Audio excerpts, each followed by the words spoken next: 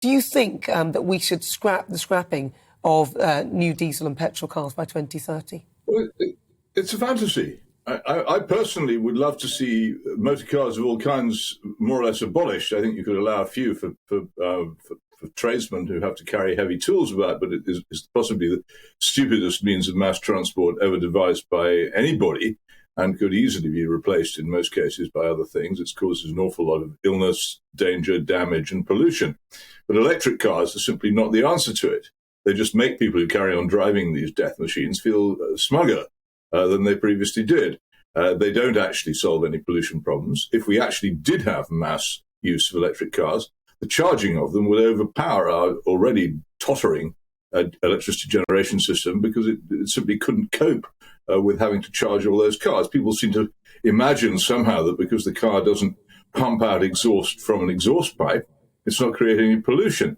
But how are those batteries charged? They're charged from power stations. And many of those power stations are polluting and will continue to be. So that doesn't work for a start. I'm told also there are other pollution problems from cars which have nothing to do with their exhaust pipes. The friction of braking and of tyres on roads also causes quite a lot of pollution in the air. So it's just a nonsense to believe that this gesture is going to solve any problems at all. So the argument for doing it is very similar to the argument for closing down coal-fired power stations in this country, which is nonsensical, because China is building them about every 5 minutes.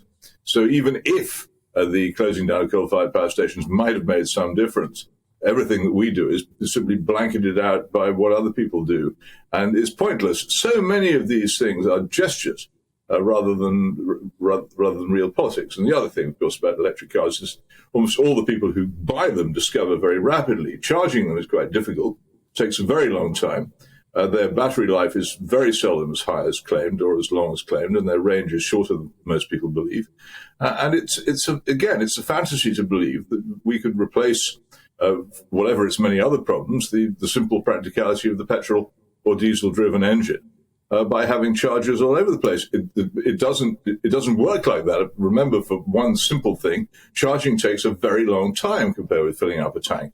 And then again, I come back to my original point. If everybody's using them, what happens to our power grid, which is extremely close to falling apart at the moment anyway, because we simply haven't got enough capacity to cope with large surges, and because that capacity is diminishing as our old nuclear power stations fade from use, and as we both close and madly demolish coal-fired stations. Well, that's interesting, because you and I can see that, but for some reason or other, the government don't appear to be able to observe that. So what are you saying? That obviously you hate both, and I get that. But is there any point then in scrapping diesel and petrol cars if the alternative is, well, not much better?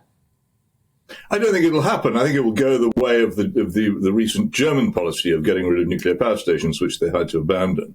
And Germany, of course, is also generating a lot more power through coal, again, which it's said it wouldn't do. These things are not practical. They're not realistic. They're political promises made while people are having a rush of blood to the head.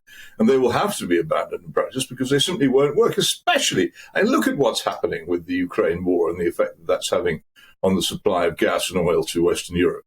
We have absolutely no idea how our energy supplies are going to hold up during the coming winter. Just because we think, the Germans are going to suffer because they directly get gas and oil from the Russians, and they're already planning to close swimming pools, turn down street lamps, and all the other things you have to do when you haven't got enough power. Do people really think that won't come here? Because Germany will be in competition with all the other major nations for buying up the gas that can be bought from other places apart from Germany. And we just saw at the weekend the ridiculous failure of President Biden's attempt to get more oil out of the Saudis. He went and groveled to the most horrible regime in the world to get them to pump more, and they're not going to do it.